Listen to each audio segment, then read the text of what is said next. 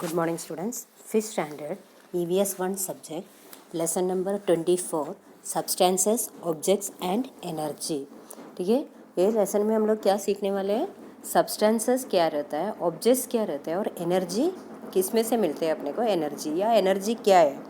This all we learn in this lesson. Okay, first of all we will learn what is substance.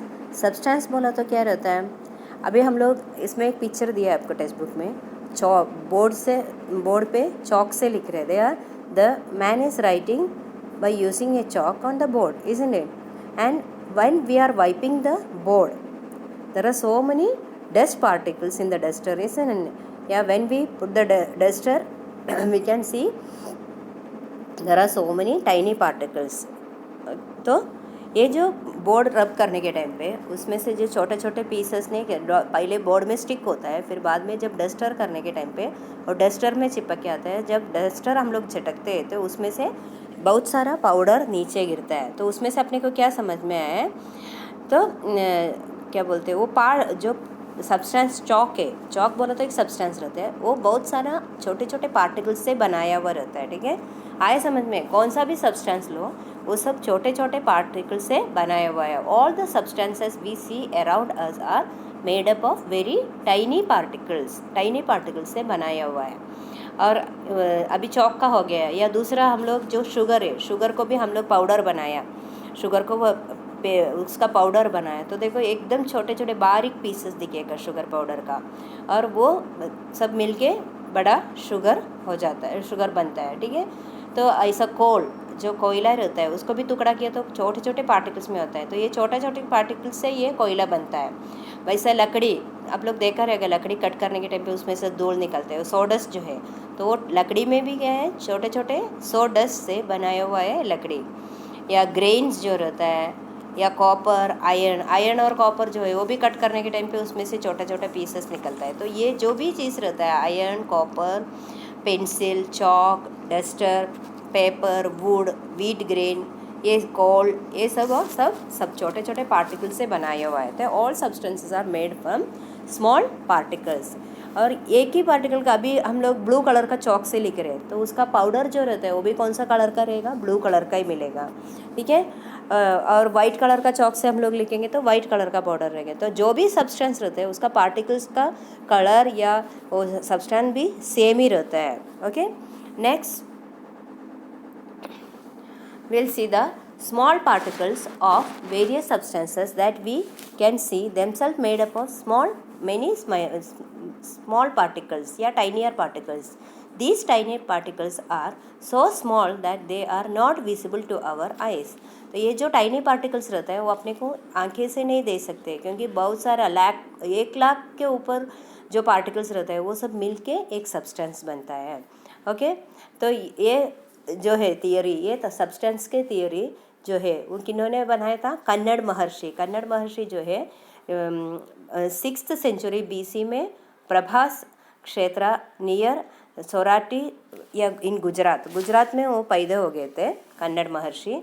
और उन्होंने ये give name वास उलुक, उसको क्या नाम दिया था, उलुक बोल के. तो इसका मीनिंग क्या हुआ, जो भी सब्सटेंस रहता है वो सब छोटे छोटे पार्टिकल से बनाया हुआ है. और ये जो छोटे पार्टिकल्स है उसको उन्होंने नाम दिया था पीलव बोल के. ठीक है, पीलव बोल के नाम दिया था. और आप लोग बारिश तो देखा रहेगा, बारिश में भी छोटे छोटे बूंदे मिलके बड़े बड़े रेन ड्रॉप्स होता है क्या नहीं.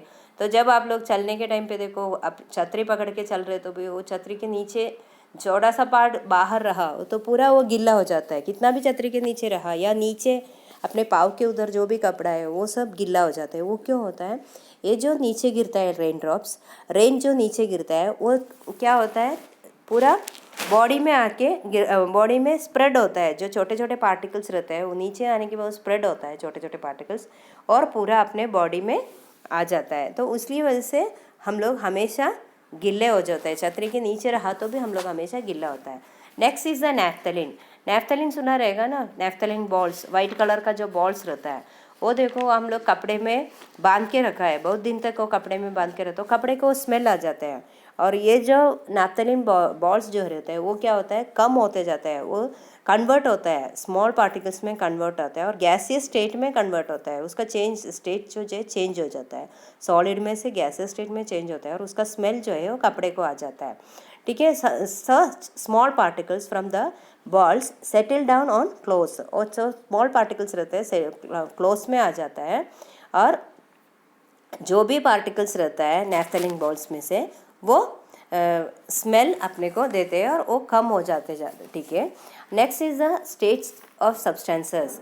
ठीक है, स्टेट्स ऑफ सब्सटेंस जो है, स्टेट्स ऑफ सब्सटेंस में क्या रहता है, कौन सा स्टेट्स पता है आप लोगों को, liquid state, solid state and gaseous state, है ना।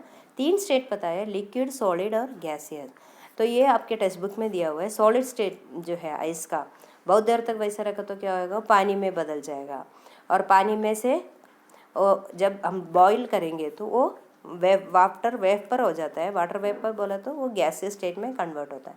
तो इसमें आइस में, पानी में और क्लाउड में, ये तीनों में क्या रहता है, पार्टिकल्स जो रहता है, वाटर का पार्टिकल्स जो रहता है वो सेम रहता है, लेकिन उसका अरेंजमेंट जो है, अरेंजमेंट ऑफ पार्टिकल्स और इन स्टेट्स इज डिफरेंट। अलग अलग स्टेट्स में अलग अलग टाइप में वो पार्टिकल्स को अरेंज किया हुआ है। ठीक है, all substances in nature have particulate form, either they are made up of particles।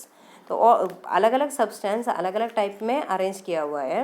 And in A nature every substance occur a specific state. Nature में हर एक सब्सटेंस जो है वो एक स्पेसिफिक स्टेट में ऑक्योर हो जाता है। ठीक है, और सब्सटेंसेस में differ with respect to properties like hardness, transparency, colour, smell and solubility in water etcetera.